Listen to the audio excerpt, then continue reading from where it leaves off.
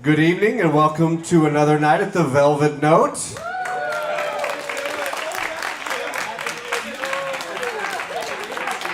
I can't do it. I can't do it. She's got it trademarked. Trust me, I get a lawsuit for it. So tonight we're going to feature the music of the great Stan Getz. Before we get started, please help me welcome Mr. John Sanford on the tenor saxophone. Mr. Louis Huravo on the piano. And that's everybody. Here we go. Thank you. Mr. Kevin Smith on the bass.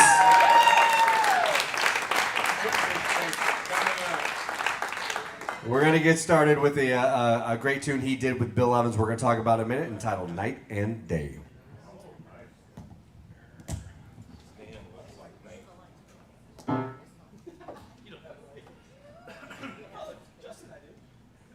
Quiet, I'm trying to perform.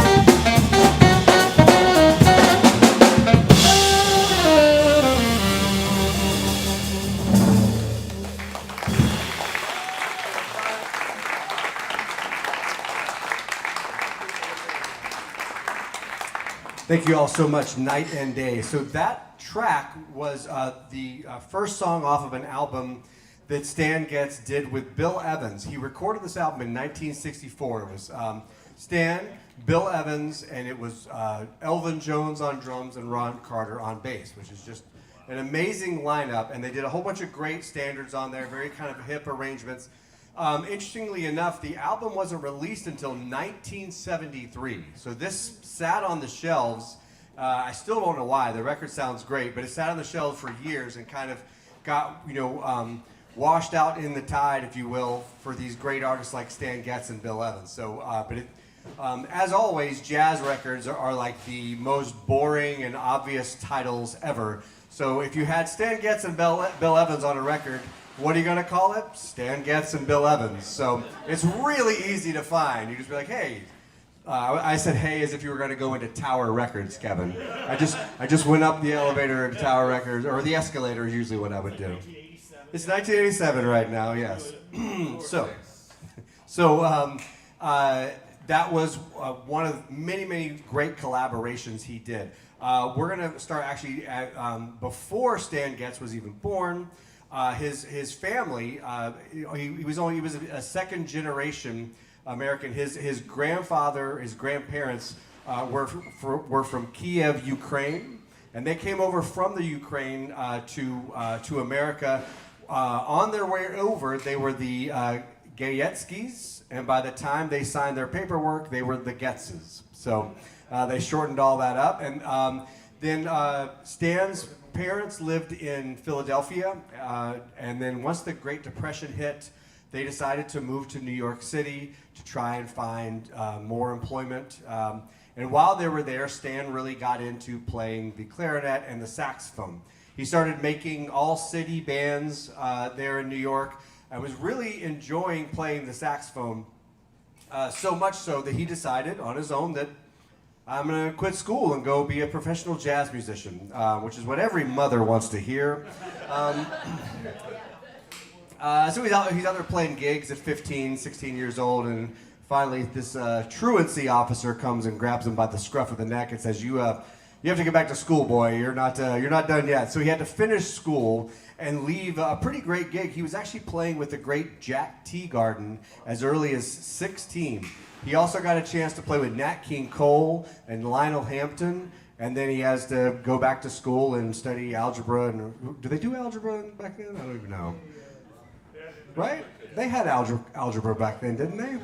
It was just an abacus. Okay, so they hadn't invented anything, but the number of jokes I steal from Kevin Smith that you can't hear, it's pretty amazing. Let me just say, hang on.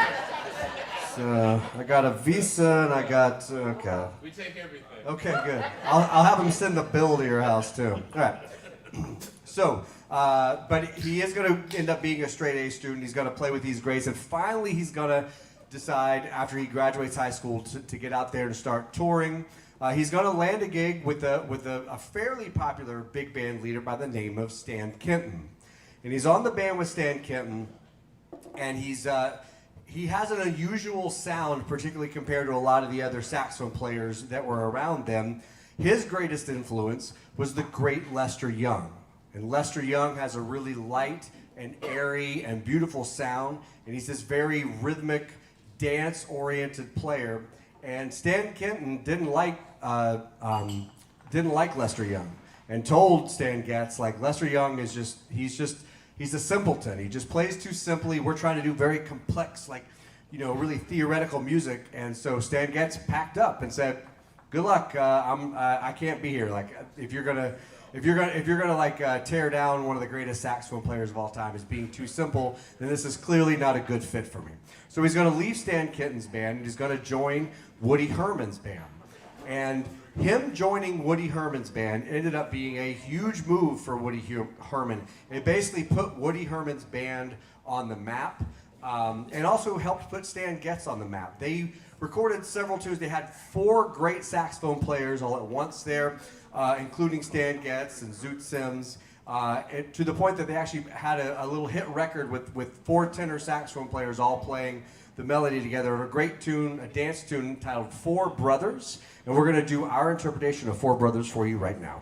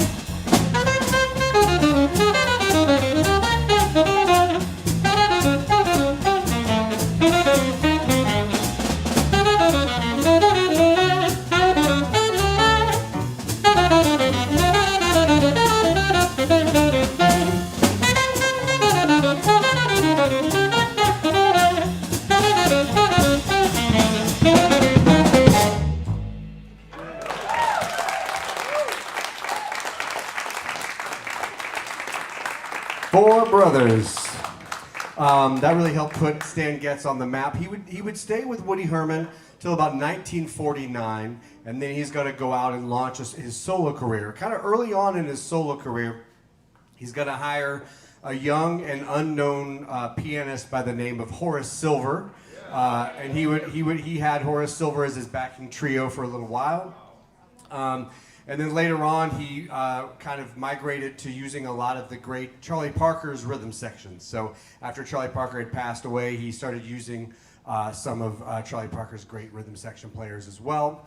But even though he had kind of built a name for himself with Woody Herman and kind of had started a solo career, it really still didn't blossom until he recorded a ballad with a singer by the name of Johnny Smith. This is in 1952. And he's going to be the featured tenor saxophone soloist on a hit in 1952 for Johnny Smith entitled Moonlight in Vermont. And we're actually going to feature John and Kevin on this, a great ballad entitled Moonlight in Vermont. Watch it. Getting expensive.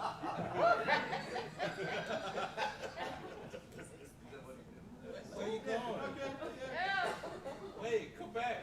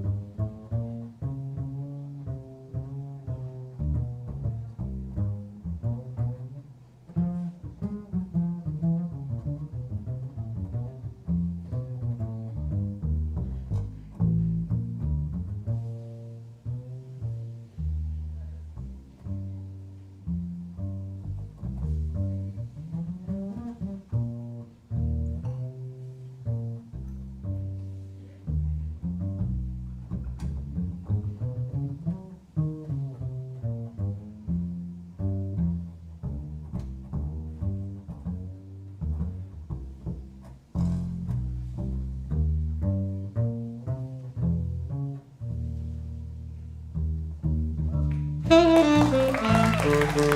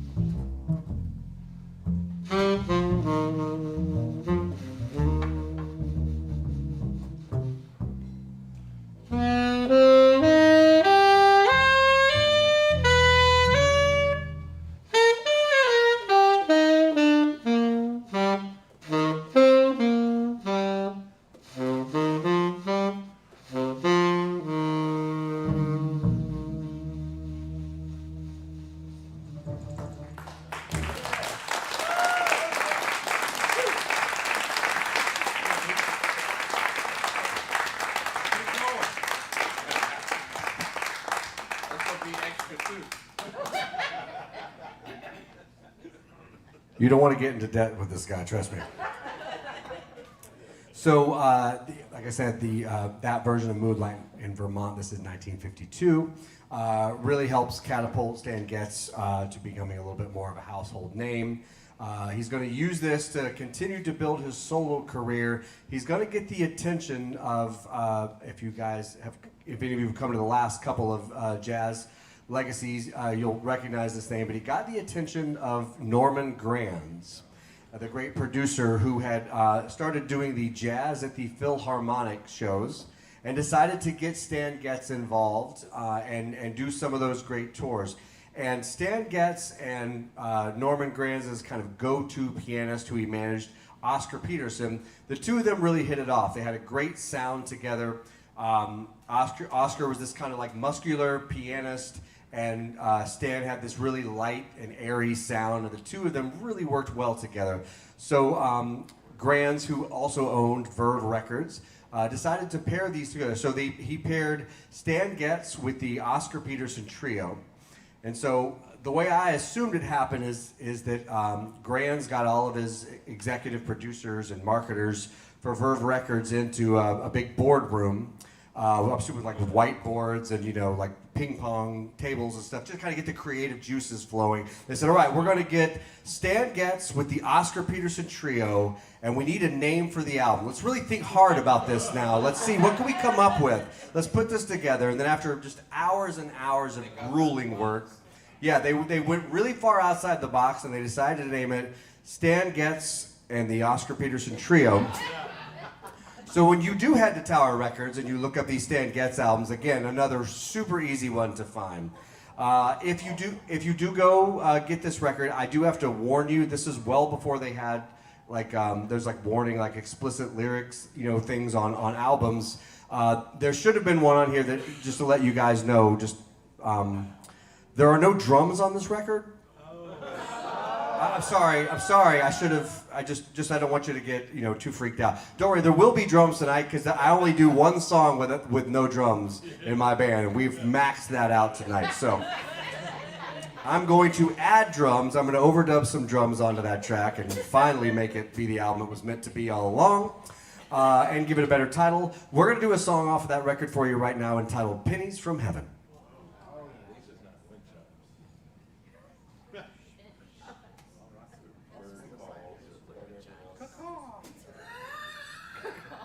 You're not helping. Sorry. One, two,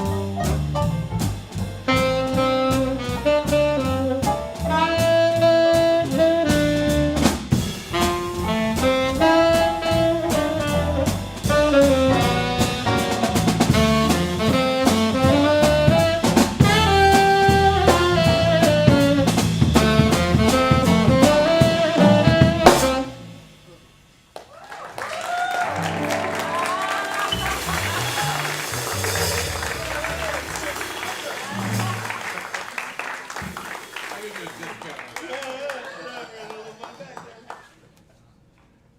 So this running joke in the band is years ago we did. I rearranged. That's right. I was still gonna come back and haunt you. I rearranged Duke Ellington and Billy Strayhorn's version of the Nutcracker Suite for quintet, and somewhere in the middle of that version that I wrote, there's this big 16-bar section on Kevin's music that says solo. It just says solo. It just says solo. Yeah. In And- your music. Yeah. It's like on On your your page. It's on your page. There's no way that meant bass solo. Yeah. So we're like, Absolutely not. poor guy never gets a solo, and then I finally like craft him one, and he's like, huh, me? Are you sure? So the end of that song, My words were, someone has a solo because it says solo. and in fact, someone did have a solo. To be fair, somebody did have a solo.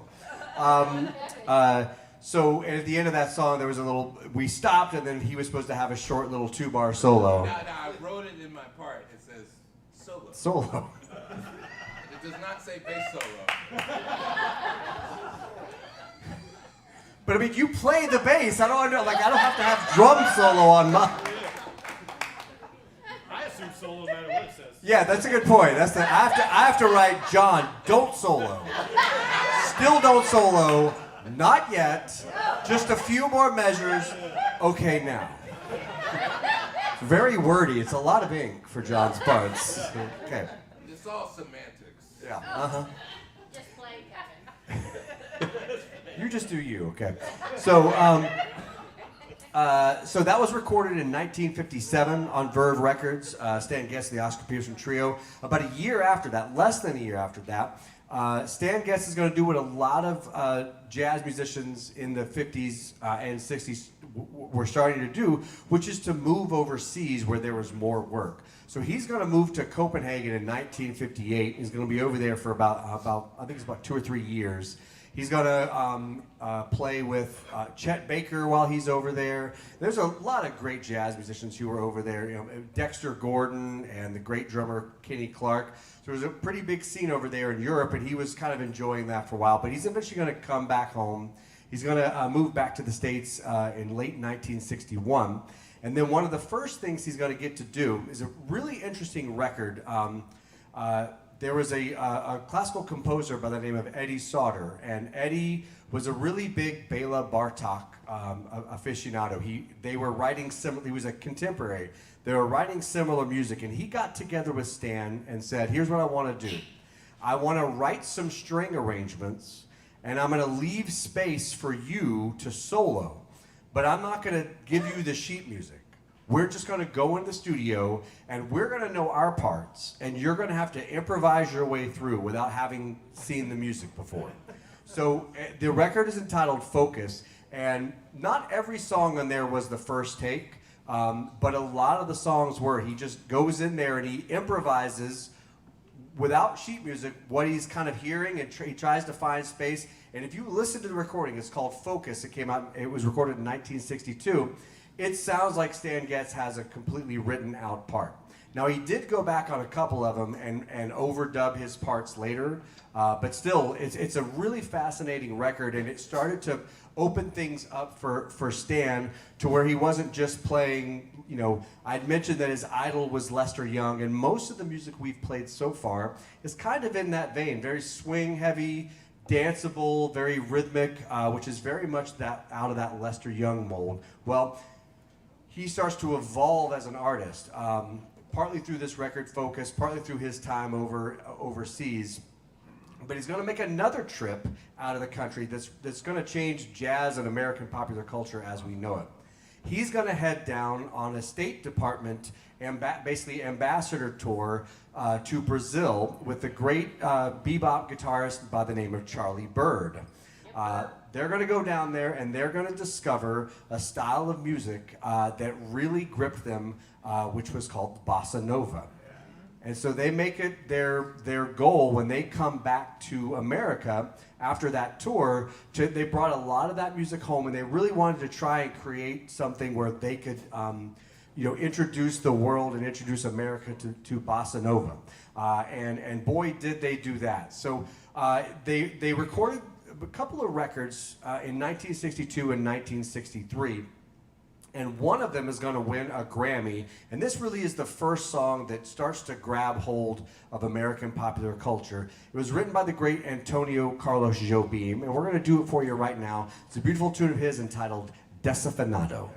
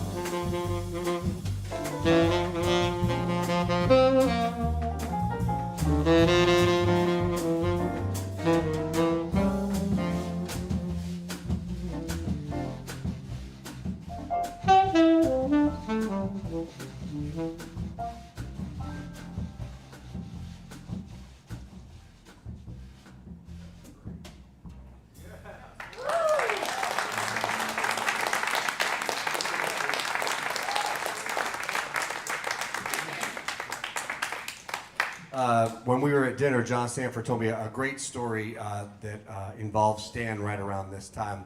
There's a great saxophonist and clarinetist here in town by the name of Don Erdman. And when Don was a young lad, he went to go hear Stan Getz in the early 1960s. He and his friend, I think they were in high school, and they were just dying to get to hear and meet, the great Stan Getz. And Stan actually came out and sat down at their table because they'd asked to meet him, and he could tell they were young budding musicians. And so Stan, who was not known for being the most welcoming and open person to come up and start talking to, so they were a little nervous to meet him. And Don said that Stan sat right down with them and talked to them, telling them all the things that he was doing, and asked them how they were progressing as musicians, and they asked him what he was up to, and he said, well, I've been working on this new thing. It's this kind of new sound called bossa nova, and he goes, fingers crossed. I think it might actually. Let's hope it does well. And so maybe Don Erdman is the key to becoming a famous jazz musician. So on the heels of Desafinado and a couple of other records that came out around then, one's called Jazz Meets Samba. He's going to collaborate with João Gilberto next. This is in 1963. They're going to do some more of Antonio Carlos Jobim's tunes. Again, the Verve marketing team got into a room and they said, all right, we got this guy Getz and we got this guy Gilberto. They have a whole new style of music that we are debuting. What can we do to tell everyone that this is a brand new style of music? I know. We'll call it Getz/Gilberto. So, can't make this stuff up, guys. So, but the record was going to be a huge hit. Now, it was already building steam, this whole bossa nova thing. So they really wanted to find a way to make it accessible. So they had all this great music, but most of it, the lyrics were in Portuguese. And they decided that they wanted a couple of songs on the record sung with English lyrics. But this was kind of decided during the session. So at the time, they didn't hire a vocalist to do this. João Gilberto's wife, Astrud Gilberto, was there at the recording studio, and she knew a little English. And so, but she was not a singer. She wasn't a professional singer. So she decided, they asked her, said, well, listen, just sing it straight. You don't have to do anything fancy, just kind of deliver it straight. And the rest, they say, is American popular music history. We're going to do a tune for you right now. Unless John wants to sing it, we're going to do an instrumental. It's a great tune you've probably heard of before, entitled The Girl from Ipanema. Don't go ahead and sing it, John. Yeah, I'm going to do it. Write it down. It happened. In Portuguese. Sing it in Portuguese, yeah.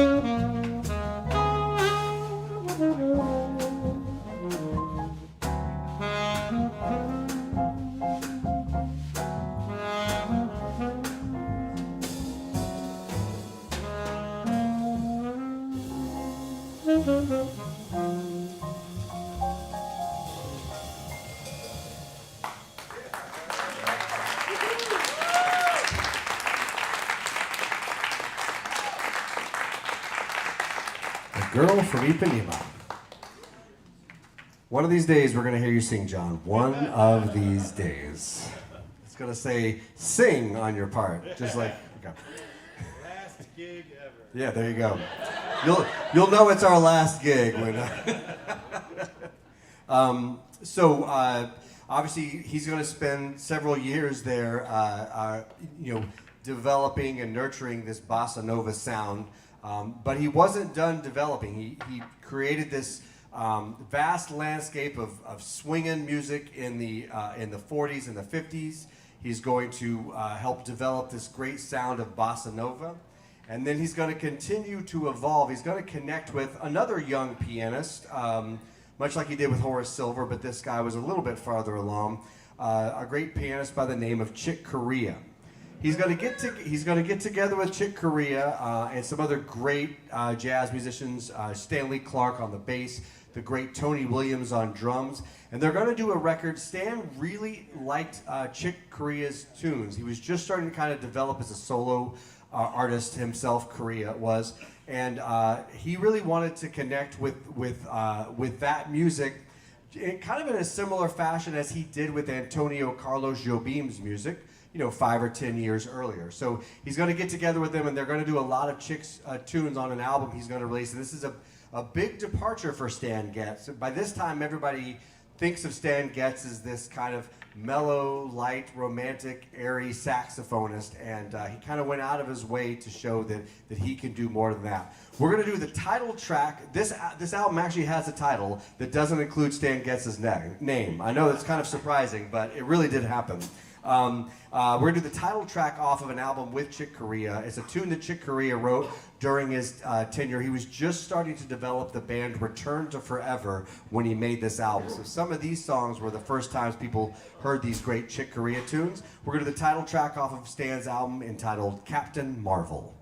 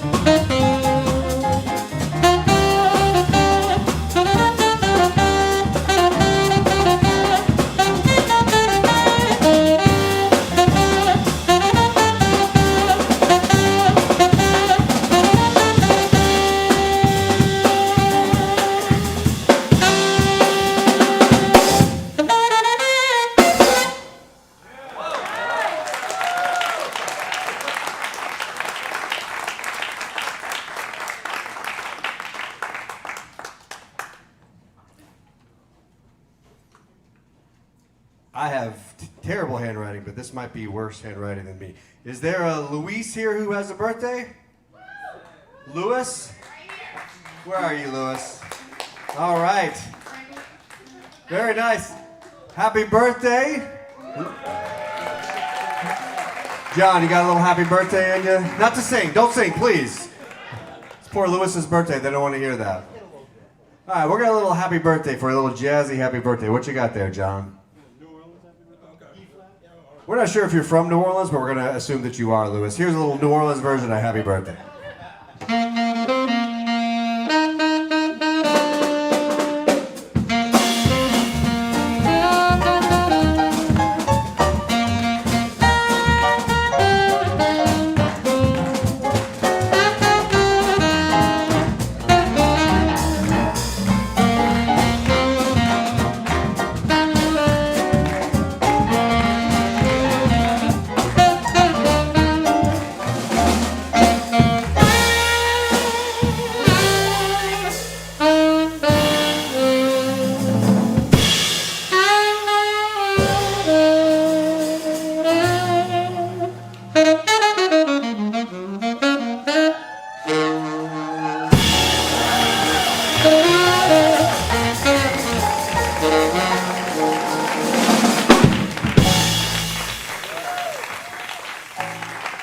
Happy birthday, Louis.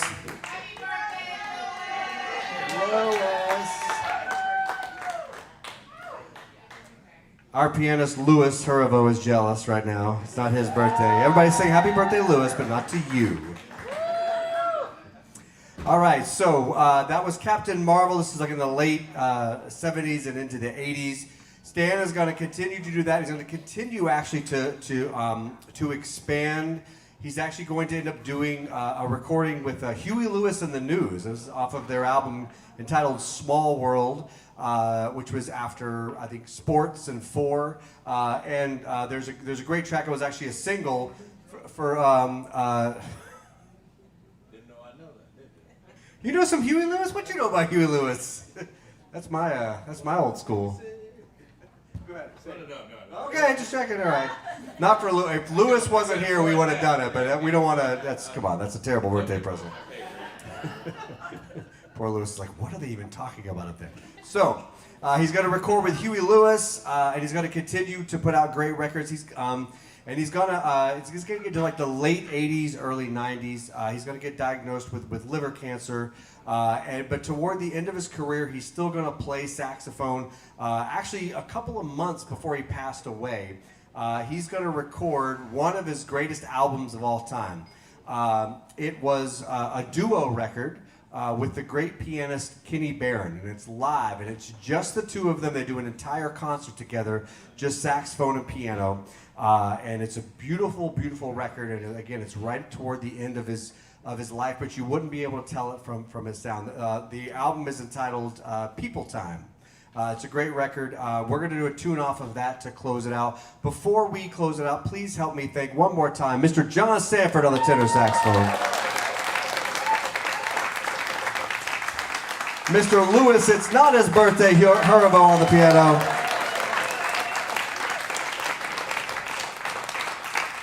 On the bass and snarky comments, Mr. Kevin Smith. And my name is Justin Barnes. We are the Jazz Legacy Project. Thank you so much. We're going to close it out with a tune off of that record. Again, we've upgraded it by adding bass and drums. So I hope you enjoy some beautiful tunes. It's actually one of my favorite tunes. I don't get to hear it and play it enough. It's a beautiful tune entitled, I Wish You Love.